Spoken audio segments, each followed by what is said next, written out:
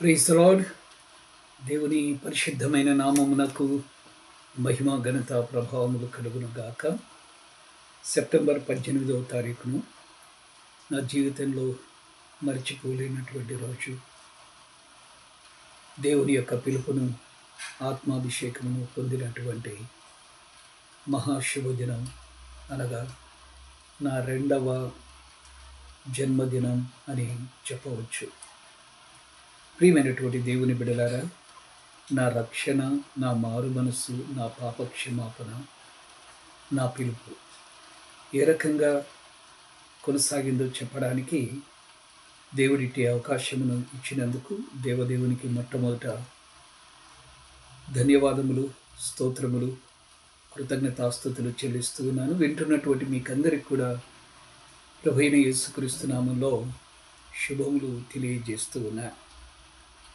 1982వ సంవత్సరం నేను degree final year చదువుతున్నటువంటి రోజులవి. ఆ దినాలలో ఆగస్టు మాసం చివరి వారంలో గుల్బర్గా ప్రాంతం నుంచి బ్రదర్ ఎస్ఆర్ మనోహర్ గారు కోల్స్ సెంటినరీ చర్చికి 5 రోజుల కూటములు ఏర్పాటు చేయడానికి వచ్చారు. ఆ విషయం నాకు తెలియదు.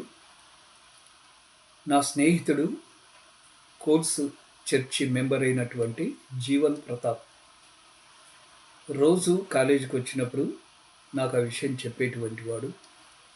సజీవ రకంగా మీటింగ్ జరుగుతుంది, బాగా జరుగుతుంది, యవనస్తులు చాలామంది వస్తూ ఉన్నారు, అందరూ కూడా మారు మనసు పొందుతూ ఉన్నారు, అందరూ రక్షణ పొందుతున్నారు అంటే ఇవన్నీ మామూలేలే, నాకేం చెప్పదు జీవన్, నేను రాను, నేను ఆ మీటింగ్స్కి అస్సలు రాను అని చెప్పాను.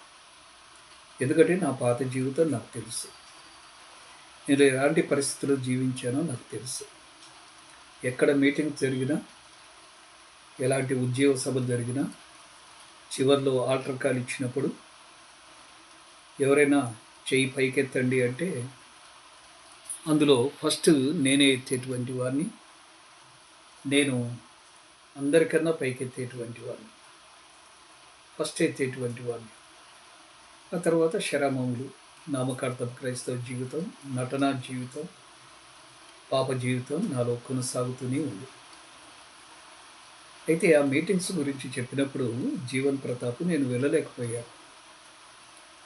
ఒకరోజు మాత్రం అతి కష్టంగా జీవన్ ప్రతాప్ ఇంకా బలవంతం చేసినందువలన నేను సిసి చర్చికి, అనగా కోల్స్ సెంటినరీ చర్చికి ఆదివారం ఉదయం మాత్రం ఆరాధనకు అక్కడికి వెళ్ళడం జరిగింది. యాక్చువల్గా నేను కర్నూలులో ఉన్నటువంటి స్టాంటన్ మెమోరియల్ చర్చ్ మెంబర్ని. సరే, జీవన్ ప్రతాప్ పిలిచాడు కాబట్టి ఆ రోజు ఆరాధనకు వెళ్ళాను. ప్రత్యేక ప్రసంగికులు ఉన్నారు కాబట్టి, బ్రదర్ ఎస్ఆర్ మనోహర్ గారు ఉన్నారు కాబట్టి, మంచి యవనస్తులు, యవన కాలంలో సేవ చేస్తున్నటువంటి వ్యక్తి ఉన్నాడు కాబట్టి జీవన్ యొక్క పిలుపు మేరకు నేను ఆ రోజు వెళ్ళాను. వెళ్ళిన తర్వాత ఆరాధనలో మాట్లాడినాడు మామూలుగానే. ఇంక నేను కూడా సగం విని వినక ఉన్నాను.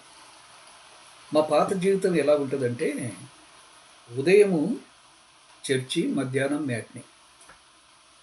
అలాగా మేము మార్నింగ్ బైబిల్ తీసుకొని వెళ్ళేటువంటి వాడిని, చర్చికి వెళ్ళేటువంటి వాడిని. ఆ తర్వాత మధ్యాహ్నం కాగానే మ్యాట్నికి వెళ్ళేటువంటి వాళ్ళం. నేను, జీవన్ ప్రతాప్, ఇంకొక స్నేహితుడు ఉన్నాడు, ముగ్గురము వెళ్ళేటువంటి వాళ్ళు. సో ఆ రోజు ఆరాధన అయిపోయి ఇంటికి వెళ్ళేటప్పుడు నేను చెప్పాను జీవన్కి, రెడీగా ఉండు, మ్యాట్నికి పోదామని నేను చెప్పాను. లేదు సజీవ్, మధ్యాహ్నం 2:30కు బైబిల్ స్టడీ ఉంది, ముఖ్య ప్రసంగికుల వారు ఏర్పాటు చేశారు, నేను దానికి వెళ్తూ ఉన్నాను, నువ్వు కూడా రా అని చెప్పాడు. నేను అన్నాను, కాదు కాదు, మన పద్ధతి మనదే, మన అలవాటు మనదే, పొద్దున చర్చ అయిపోయింది, మధ్యాహ్నం మ్యాట్కి వెళ్ళాలి కాబట్టి నువ్వు సిద్ధంగా ఉండు.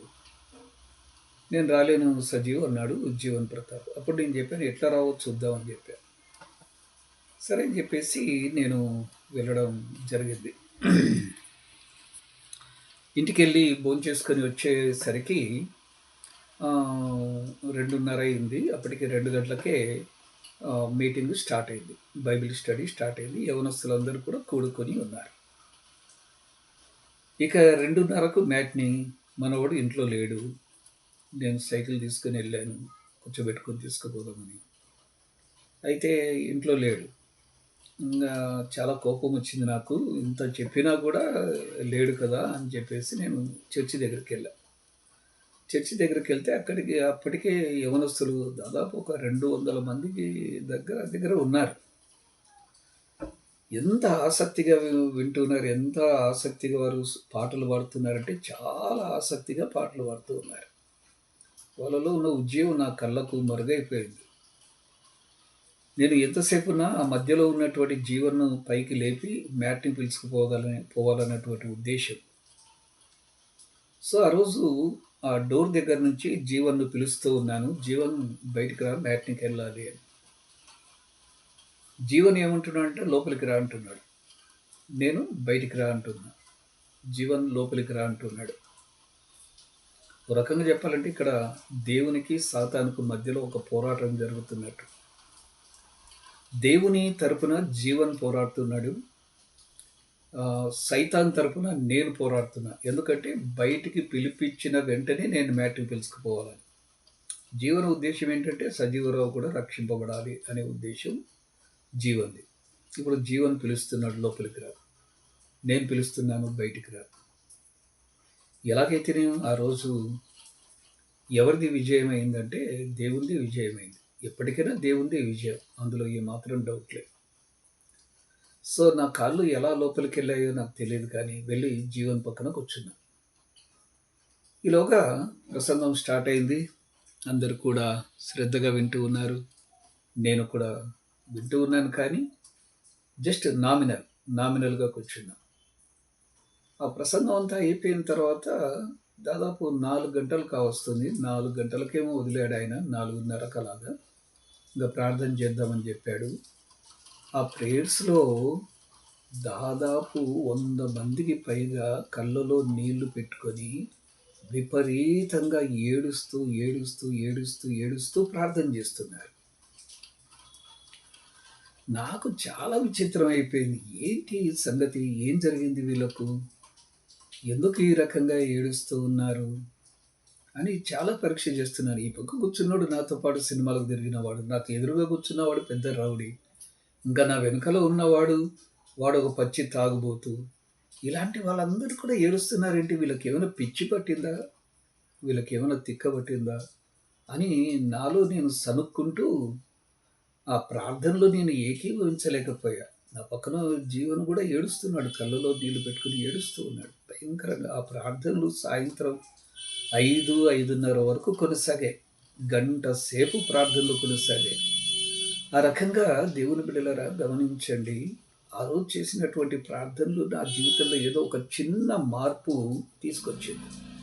అంతేగాని అక్కడ నేనేమి రక్షణ పొందలేదు. అయితే ఆ రోజు సాయంకాలం లాస్ట్ ఉజ్జీవ సభ అనమాట. ఎస్ఆర్ మనోహర్ గారిది. సరే అని చెప్పేసి నేను సిద్ధపడి సాయంకాల కూడికకు వెళ్ళా. ఆ రోజు దేవుని ప్రేమ గురించి, యేసయ్య ప్రేమ, కలువరి ప్రేమ, సిలువ ప్రేమ గురించి చెప్పుకుంటూ వస్తూ ఉన్నాడు ఆ సేవకుడు. ఆ రోజైతే కొంతవరకు నాలో మార్పు అనేటువంటిది జరిగింది. నా మనస్సు మారింది. క్రీస్తు ప్రేమను గురించి చెప్పినప్పుడు నాలో ఒకలాంటి మార్పు జరిగింది. ఆ మార్పు వలన కొద్దిగా నేను చేంజ్ కావడం అనేది జరిగింది. ఆ తర్వాత నన్ను బలపరిచింది ఏంటంటే, ఈ మంగళవారపు ప్రార్థనలు. యవ్వనస్తులందరూ కూడా దాదాపు ఒక 50 లేదా 70 మంది. వడ్డగిరి అనే ప్రాంతం సీసీ చర్చ్ వెనకాల ఉన్నటువంటి ప్రాంతంలో మరి షీబా కాలనీలో ఈ ప్రార్థనలు జరిగేవి. ఈ ప్రార్థనలకు నేను కూడా వెళ్తూ ఉన్నా. అక్కడ నేను చాలా బలపడ్డా. సో, ఎస్ఆర్ మనోహర్ మీటింగ్స్‌లో మారు మనసు పొందాను. ఈ మంగళవారపు ప్రార్థనలలో ప్రతి మంగళవారం జరుగుతున్న ప్రార్థనలో నేను రక్షణ పొందాను. రక్షణ పొందాను. అది ఎక్కడంటే ఒకరోజు మన సిస్టర్ రాజ్ కమల్ గారి ఇంటిలో ట్యూస్‌డే ప్రేయర్ ఏర్పాటు చేయడం జరిగింది.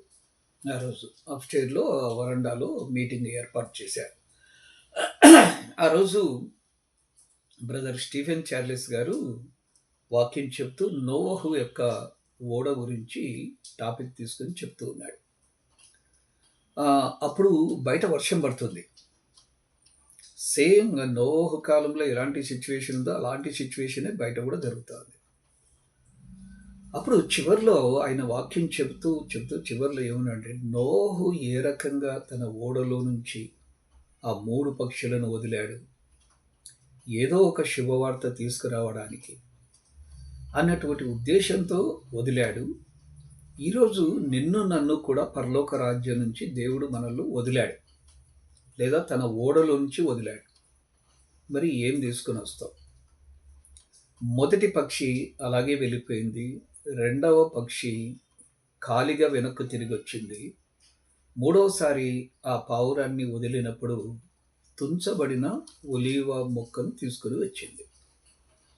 ఈ రకంగా చెబుతూ ఆ చివర్లో ఒక ఛాలెంజ్, ఒక సవాలు విసిరాడు. మరి నువ్వు ఏం తీసుకొస్తున్నావు? యేసయ్యకు నువ్వు ఏం తీసుకొని వస్తున్నావు? అది నా మనస్సును ఆకట్టుకునింది. నా మనస్సులో ఒకలాంటి ప్రేరేపణ. అయ్యో! ఇది నిజమే కదా! ఎందుకు నా జీవితం ఇలాగ జరుగుతా ఉంది?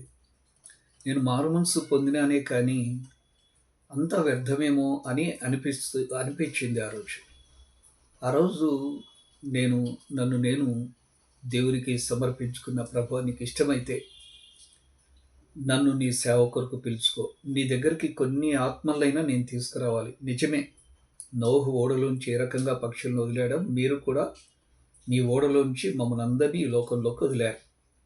వచ్చేటప్పుడు ఏదైనా ఒక ఫలం తీసుకొని రావాలి, కొన్ని ఆత్మలైన తీసుకురావాలి అనేటువంటి ఒక ఉద్దేశం కలిగి ఆ రోజు నేను రక్షణ పొందడం అనేది జరిగింది. ఇక మూడవది పాప క్షమాపణ. ఆ దినాల్లో ప్రతి శనివారం గద్దల దేవరాజు గారి గృహంలో ఉపవాస ప్రార్థనలు జరిగేవి. ఒకరోజు ఉపవాస ప్రార్థనకు నేను వెళ్తే ఇంకా అప్పటికి నాకు ప్రార్థన కూడా చేయడానికి రాదు. పెద్ద బిల్డప్ ఏంటంటే బైబిల్ మాత్రం చదివేటువంటి వాడిని, ఇంకా గ్రేట్‌గా ఫీల్ అయిపోయేటువంటి వాడిని అనమాట. అలాంటి రోజులు అందరికి దృష్టిలో పడాలని మంచి మంచి కార్యములు చేసేవాడిని. కానీ వారంలో 7 రోజులు ఉంటే 7 రోజులు సినిమాలకు వెళ్ళేటువంటి వాడిని. అంత భయంకరమైన క్యారెక్టర్ నాది. సరే, ఆ రోజు నేను ఆ మీటింగ్‌కి వెళ్ళాను ఉపవాస ప్రార్థనకు. దాదాపు 15 మంది యవనస్తులు వచ్చినట్టున్నారు. ఇక చివర్లో అందరం రౌండ్‌గా కూర్చొని ప్రార్థనలు చేస్తూ ఉన్నాం. ప్రార్థనలు చేస్తూ ఉంటే నాకు నా వంతు వస్తుంది ఆ రోజు. నా వంతు వచ్చినప్పుడు నేను ఏమని ప్రార్థన చేయాలి? చాలా భయపడుతున్నా. నా ప్రక్కన ఉన్నటువంటి ఒక సహోదరుడు ఏమని ప్రార్థన చేశాడంటే, ఇంకా అతని తర్వాత నేనే ప్రార్థన చేయాలి.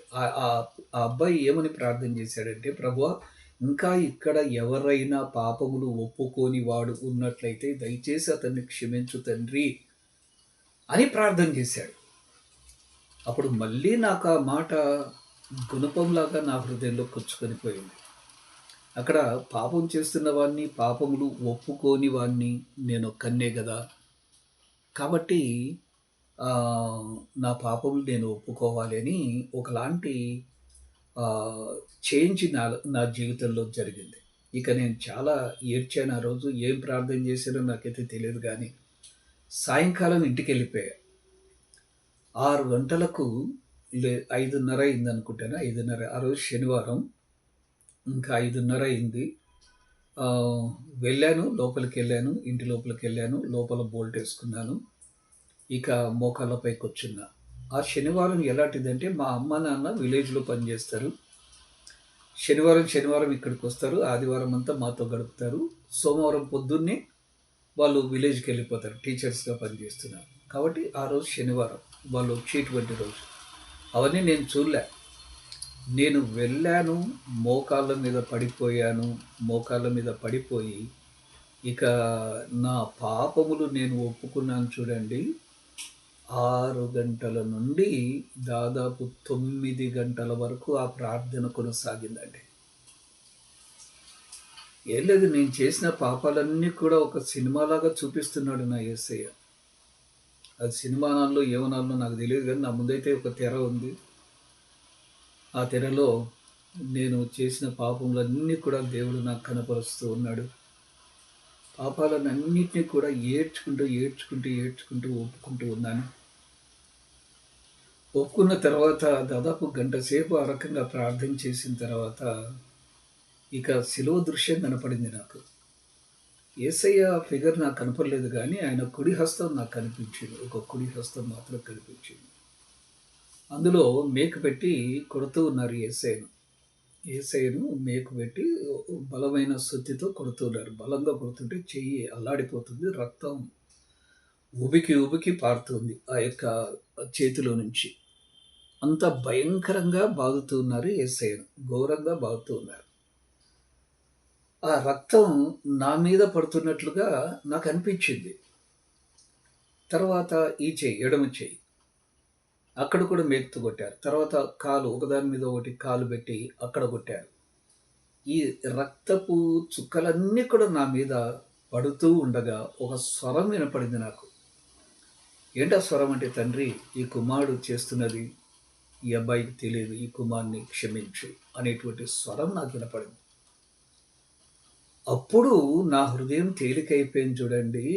అంత తేలికైపోయింది. ఇక కళ్ళలో నీళ్లు ఆగడం లేదు. బోల్ట్ తెరుచుకొనొచ్చారు మా తల్లిదండ్రులు. అప్పటికే 7 గంటలకొచ్చి గంట సేపు బయటనే ఉన్నారు. ఆ చుట్టుపక్కల ప్రజలు కూడా దాదాపు ఒక 30, 40 మంది కలిసారు. ఏమైంది సంజీవరావుకు అని. అంత ఘోరంగా ఏడ్చేస్తున్నా. భయంకరంగా ఏడ్చేస్తున్నా. ఒక పసి పిల్ల వలె ఏడ్చేస్తున్నా. ఘోరంగా ఏడుస్తున్నా. కళ్ళలో నీళ్లు ఆగడం లేదు. బద్దలు కొట్టుకొనొచ్చారు తలుపులు. ఏమైతుందో వీనికి అని చెప్పేసి మా తల్లిదండ్రులు. లోపలికొచ్చి చూస్తే భయంకరంగా ఏడుస్తూ ఉన్నా. మా అమ్మ తన కొంగు తీసుకొని కళ్ళలో నీళ్లు తుడుస్తూ ఉంటే ఆగడం లేదసలు.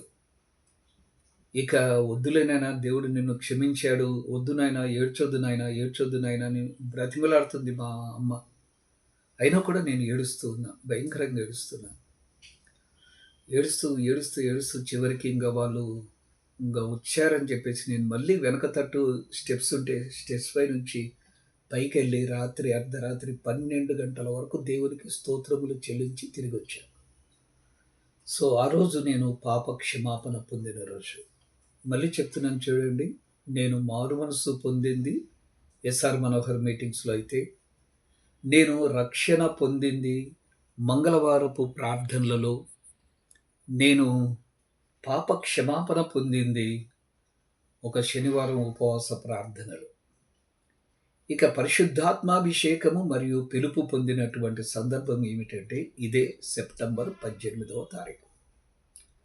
సెప్టెంబర్ 17వ తారీఖున కోల్స్ సెంటినియర్ చర్చ్‌లో కర్నూల్‌లో ఆల్ నైట్ ప్రేయర్స్ ఏర్పాటు చేశారు.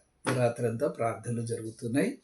అప్పట్లో రెవరెండ్ ఎస్. ఇజ్రాయెల్ రాజు గారు, పాస్టర్ గారు, తర్వాత బాబ్ స్క్రాక్స్ అని ఆస్ట్రేలియా నుంచి ఒక ప్రీచర్ సువార్త సేవకు వచ్చేటువంటి వాడు ఆ దినాల్లో.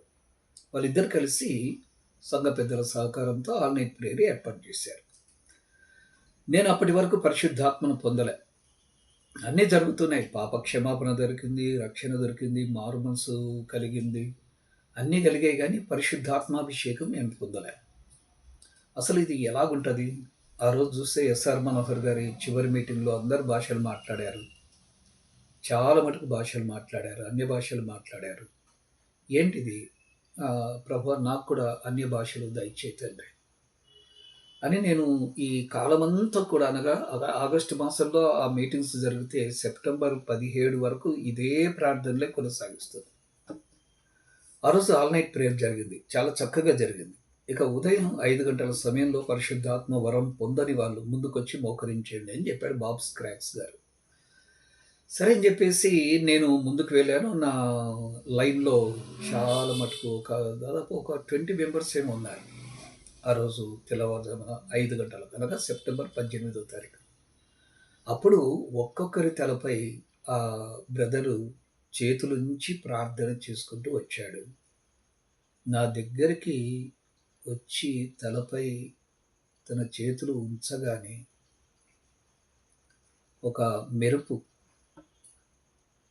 ఒక మెరుపు మెరిసి నా మీదికి దిగి వచ్చినట్లుగా అయిపోయింది. ఆ వెలుగుని నేను చూడలేకపోయాను.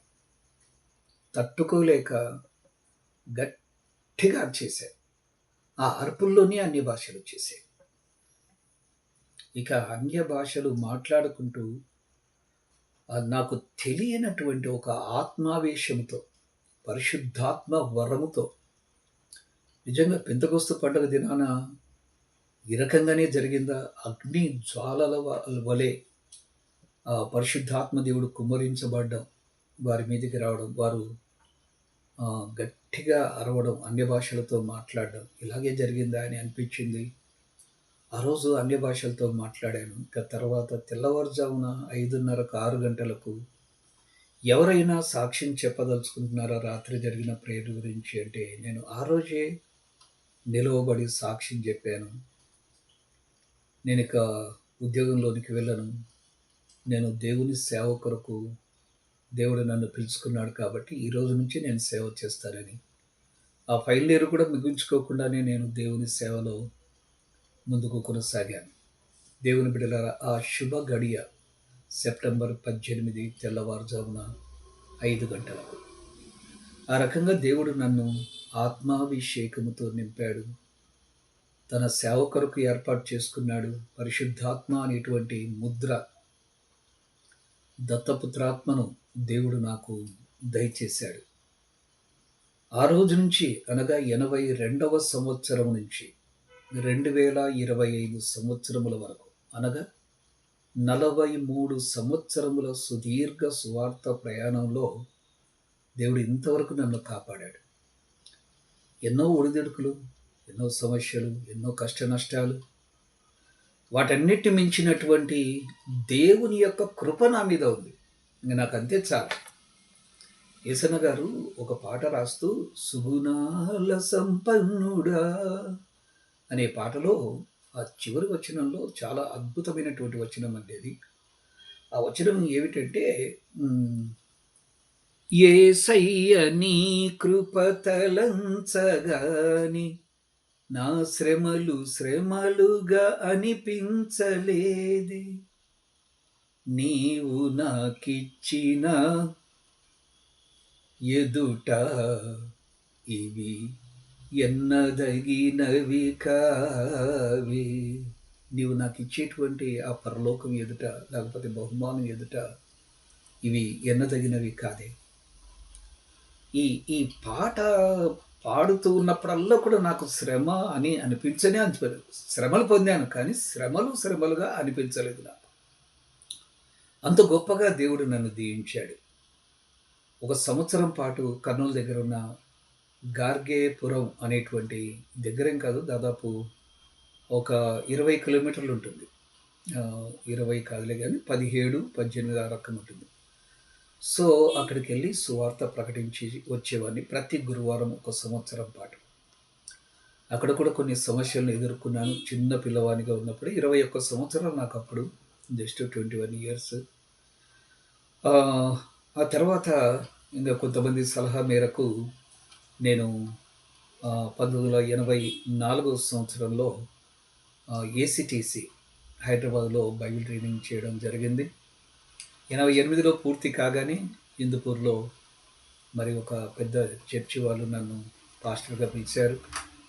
14 సంవత్సరములు అక్కడ సేవ చేశాను. మరి ఒక చోట ఒక 3.5 సంవత్సరములు సేవ చేశాను. కొన్ని కారణాలను బట్టి ఇక నేనే ఇండిపెండెంట్ పరిచర్య చేస్తే బాగుంటుందన్న ఉద్దేశం చేత సియోను ప్రార్థనా మందిరం అని ఇక్కడే హిందూపూర్లో రైల్వే స్టేషన్కు సమీపంలో ఒక సంఘం నిర్మించి, ఒక దేవాలయం నిర్మించి సంఘం ప్రారంభించారు. దేవుని యొక్క మహాకృప వలన నా జీవితంలో దేవుడు చాలా మేలు చేశాడు. నా ద్వారా దేవుని కృపను బట్టి చెప్తున్నాను, చాలామంది రక్షింపబడ్డారు. చాలా ఆత్మలు రక్షింపబడ్డాయి. చాలా ఒక అద్భుతమైనటువంటి విషయం ఏమిటంటే, నేను చేయలేదు ఈ అద్భుతం.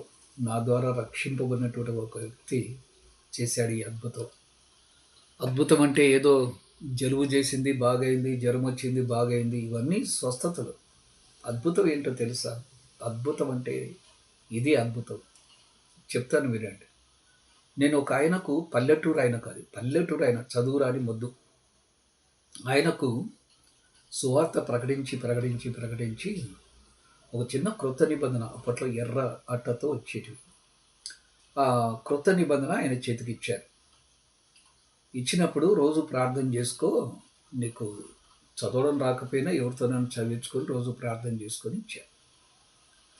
కొన్ని రోజుల తర్వాత వాళ్ళ చెల్లెలు పక్క గ్రామంలో వాళ్ళ చెల్లెలు చనిపోయింది. చచ్చిపోయింది. ఇంకా ఏర్పాట్లు చేస్తున్నారు. దేని కొరకంటే సమాధి కొరకు ఏర్పాట్లు చేస్తున్నారు. సరే వాళ్ళ అన్నయ్యను పిలుస్తామని చెప్పేసి వాళ్ళ అన్నకు కబురు పెట్టి పంపించారు. మీ చెల్లెలు చనిపోయింది, ఇక సమాధి చేయాలి, సో వచ్చేసే త్వరగా అంటే ఈయన వెళ్ళడానికి సిద్ధపడుతూ ఉండగా ఎందుకో ఆ క్రొత్త నిబంధన తీసుకెళ్దామని ఆయన పేరు నాగరాజు, తీసుకెళ్దాము, ఇది సారిచ్చాడు కదా, ఎందుకైనా మంచిది అని చెప్పేసి తీసుకెళ్ళాడు. తీసుకెళ్ళిన తర్వాత ఆ చనిపోయినటువంటి తన సహోదరి కడుపు మీద ఆ క్రొత్త నిబంధన పెట్టి వచ్చిరాని మాటలతో ప్రార్థన చేస్తున్నాడు. ఈలోగా అతని చెయ్యికి ఏదో కదిలినట్టు అయిపోయింది. కొంచెం అలా కదులుతుంది. ఇతనికి భయం వేసింది. భయం వేయగానే ఇంకా గట్టిగా ప్రార్థన చేశాడు. ఇంకా కదలడం ప్రారంభించింది. ఇంకా గట్టిగా ప్రార్థన చేశాడు. ఇంకా గట్టిగా ప్రార్థన చేస్తుంటే ఆ శవం లేసుకొచ్చింది. ఇక మూలకు పరిగెత్తుకొని పోయి ఆ మూలలో కూర్చొని మోకాళ్ళ మీద ఉండి గట్టిగా ప్రార్థన చేస్తుంటే, తెలిసి తెలియనటువంటి భాషలో ప్రార్థన చేస్తుంటే, ఈ ఈ శవంలో ఉన్నటువంటి దయ్యం, శవం అని చెప్పాను లేకపోతే ఊపిరాడనీయకుడు చేశాడో తెలియదు, నాకైతే తెలియదు.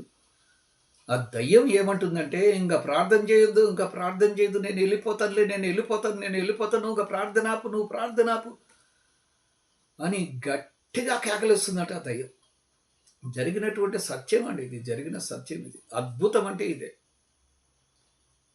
సో ఆమె చనిపోయిందో లేదో నాకైతే తెలియదు, దేవునికే తెలియాలి. కానీ మొత్తానికి చనిపోయి సమాధికి సిద్ధం చేస్తున్నటువంటి ఆ శవము లేచి బ్రతికి ఆ దయ్యము వెళ్ళిపోయిన తర్వాత ఆమె కూడా నాతో బాప్తిస్మం పొందిందండి. ఇలాంటి అద్భుత కార్యములు చాలా ఉన్నాయి. అయితే సెప్టెంబర్ 18 కాబట్టి మీకు ఇవన్నీ ముఖ్యంగా నా రక్షణ జీవితం నేను మీకు సాక్ష్యం ఇవ్వాలని నేను ఆశపడి ఇప్పుడు మీకు చెప్తున్నాను. రైట్, మంచిది. నా కోసం ప్రార్థన చేయండి. జీవితకాలం అంతా సేవ చేస్తాను, ఊపిరినంత వరకు సేవ చేయాలని అనుకుంటున్నాను. కొన్ని శోధనలు కూడా వచ్చాయి, శోధనలలో కూడా పడిపోయాను. అంటే నాకు వేరే వాళ్ళకి ఏంటి తేడా అంటే, నేను క్రింద పడిపోయినను తిరిగి లేస్తాను, నా శత్రువు నా మీద అతిశయించొద్దు. విషయ గ్రంథంలో ఉన్నాయి కదా ఈ వాగ్దానాలు. ఆ రకంగా పరిశుద్ధాత్మ దేవుడు ఎప్పటికప్పుడు పేతురు వలె వెనక్కు తిరిగి వెళ్ళిపోయినా కూడా మరి మరలా యేసయ్య వచ్చి ఆ గల్లే సముద్ర తీరాన నిలబడి పాప జీవితంలో వస్త్రహీనుడిగా ఉన్నటువంటి పేతురును ఏ రకంగా మళ్ళీ పట్టుకొని తన సేవ కొరకు వాడుకున్నాడు. ఆ రకంగా చాలాసార్లు నా జీవితంలో కూడా యేసయ్య జరిగించాడు. నేను యేసయ్యకు 100,000,000 వందనాలు తెలియజేస్తూ ఉన్నాను. ఇప్పుడు ప్రస్తుతం నేను చేస్తున్నటువంటి పరిచర్య ఏంటంటే తెల్లవారుజామున ప్రార్థన. అంతకుముందు తెల్లవారుజామున చర్చి దగ్గరికి వెళ్ళి మైక్ పెట్టి ప్రార్థన చేసేవాడిని. ఎక్కువ రిజల్ట్ నాకు కనపల్లా. కానీ ఎప్పుడైతే ఈ గూగుల్ మీట్ అనేటువంటిది నేను ప్రారంభించాను, ఎప్పుడైతే తెల్లవారుజామున ప్రార్థనలు నేను ప్రారంభించాను, అప్పటి నుండి ముఖ్యంగా క్రైస్తవులకు ఉద్యోగం రావాలా, అది క్రైస్తవులు రక్షణ పొందాలి. ఇప్పుడు నేను కూడా క్రైస్తవున్నే కదా, నేను రక్షింపబడకముందు నేను కూడా క్రైస్తవున్నే కదా. కానీ నా జీవితంలో ఏ రకంగా మారు మనసు వచ్చింది, ఏ రకంగా రక్షణ వచ్చింది, ఈ ప్రాసెస్ ఏ రకంగా జరిగింది, పాప క్షమాపణ ఎలా జరిగింది, పరిశుద్ధాత్మ వరము ఏ రకంగా జరిగింది, ఇవి క్రైస్తవులలో రావాలన్నటువంటి ఒక ప్రాముఖ్యమైనటువంటి ఉద్దేశం చేత తెల్లవారుజామున ప్రార్థనలు నేను ప్రారంభించడం జరిగింది. ప్రతిరోజు 5:30 గంటల నుండి 6 గంటల 50 నిమిషముల వరకు, అనగా గంట 20 నిమిషాలు. నేను మాత్రమే కాదు, ప్రజలందరి చేత బైబిల్‌ను కంప్లీట్ చేయాలన్నటువంటి ఉద్దేశం చేత ఇప్పుడు ఈ సంవత్సరం ప్రారంభం చేసి ఇప్పుడు మత్తయి సువార్తలో మేమున్నాం. మీకు వీలైతే మాతో కూడా కలవండి. గూగుల్ మీట్ లింక్ కొరకు నాకు ఫోన్ చేయండి. తప్పకుండా దేవుడు మిమ్మల్ని అందరినీ కూడా ఆశీర్వదిస్తాడు. నా ఫోన్ నంబర్ 9959375995. హలో సార్ చెప్తున్నాను, 9959375995. కాబట్టి ఈ నంబర్కి చేస్తే మీకోసం ఆ లింక్ పంపిస్తాను. 2001 సంవత్సరం నుంచి కాన్ఫరెన్స్ కాల్స్ ద్వారా ప్రారంభించినటువంటి ఈ పరిచర్య ఇప్పుడు గూగుల్ మీట్గా ఒక 3 ఇయర్స్ నుంచి గూగుల్ మీట్గా పరిచర్య కొనసాగుతూ ఉన్నది. కాన్ఫరెన్స్ కాల్స్లో కలుస్తున్నారు, గూగుల్ మీట్లో కలుస్తున్నారు. దాదాపు 52 కుటుంబాలు కలుస్తున్నాయి. ఒక్కొక్క కుటుంబంలో ఇద్దరిద్దరు లెక్క వేసుకున్న 100 మందికి పైగా డైలీ ప్రతిరోజు కూడా 100 మంది కలుస్తున్నారు. వారు చెప్తున్న సాక్ష్యం ఏంటంటే, దేవుని కృపను బట్టి నేను చెప్తున్నాను, నేను గొప్పని కాదు, నేను మహామేధావిని కాదు సార్. ఇంతవరకు ఎన్నో ప్రసంగాలు విన్నాను, కానీ మీరు చెబుతున్నటువంటి ప్రసంగాలు చాలా డిఫరెంట్గా ఉన్నాయి, చాలా ప్రత్యేకంగా ఉన్నాయి. అదే నేను కోరుకుంటున్నాను. నా యేసయ్యకు పరిచయులకు శాస్త్రులకు తేడా ఏంటంటే, ఆయన పరిచయుల వలె కాక, శాస్త్రుల వలె కాక, అధికారము గలవాని వలె బోధించాడు. కాబట్టి అనేకులు ఆశ్చర్యపడ్డారు. సో ప్రియమైన దేవుని బిడ్డలారా, ఆశ్చర్యకరమైన బోధ నాకు దయచేయతండి అని నేను ప్రార్థన చేశాను. అలాగే దేవుడు ఆవరణించాడు. దేవుని యొక్క మహాకృపను బట్టి మరి చాలామంది రక్షింపబడుతున్నారు, ఉజ్జీవింపబడుతున్నారు, పరిశుద్ధాత్మ వరములు పొందుతున్నారు, ప్రభువు రాకడ కొరకు సిద్ధపడుతున్నారు. మీరు కూడా ప్రభువు రాకడకు సిద్ధపడతారా? ముఖ్యంగా క్రైస్తవులకు ఈ సందేశం. క్రైస్తవులు చాలామంది నామకార్థం క్రైస్తవులు ఉన్నారు. నామినల్ క్రిస్టియన్స్ చాలామంది ఉన్నారు. చాలామంది కాదు, 95% వాళ్ళే ఉన్నారు. ఏ 5% భయభక్తులు కలిగి ప్రభువు రాకడ కొరకు ఎదురు చూస్తున్నటువంటి వాళ్ళు ఉన్నారు. ఆ కాలంలో మొదటి రాకడ కొరకు జకరియా, ఎలిజబెత్ లాంటి వాళ్ళు ఏ రకంగా కనిపెట్టుకుని ఉన్నారు, అలాగా కనిపెట్టుకున్నటువంటి వాళ్ళు చాలా కొద్ది మంది. మిగిలిన వారందరూ కూడా సంఘ రాజకీయాల్లో ఉన్నారు, రకరకాలుగా మత ద్వేషకులుగా ఉంటూ ఉన్నారు, రకరకాలుగా ఉన్నారు. సో ఈ నామకార్థ క్రైస్తవ జీవితం నుంచి బయటకు వద్దాం, దేవుని యొక్క మహాకృపను పొందుదాం, ప్రభువు రాకడ కొరకు సిద్ధపడదాం. దేవుడు మిమ్మల్ని అందరినీ కూడా దీవించుడుగాక. ఈ చిన్న సాక్ష్యాన్ని దేవుడు ఆశీర్వదించును గాక. ఆమేన్. నా రక్షణ కొరకు సహకరించినటువంటి ప్రతి ఒక్కరికి నేను పేరు పేరు వరుసన వందనాలు తెలియజేస్తున్నాను. ఈ గూగుల్ మీట్ పరిచర్యలో కూడా ప్రతిరోజు ఉదయాన్నే కొన్ని కాల్స్ నాకు వస్తున్నాయి. సార్ మేము చాలా ఉజ్జీవిపడుతున్నాం, చాలా నేర్చుకుంటున్నామని. సో వారికి కూడా నా హృదయపూర్వక ధన్యవాదాలు తెలియజేస్తున్నాను. సమస్త మహిమ ఘనత ప్రభావములు ఆ యేసుకే చెల్లుగాక. ఆమేన్. ప్రభువా, ఈ సాక్ష్యమైన బిడ్డలందరినీ మీరు దీవించును. గొప్ప రక్షణ, మారు మనసు, పాప క్షమాపణ, పరిశుద్ధాత్మాభిషేకం అందరికీ దయచేయను. యేసు నామంలో ప్రార్థిస్తున్నాము తండ్రి. ఆమేన్. Thank you. God bless you. Praise the Lord.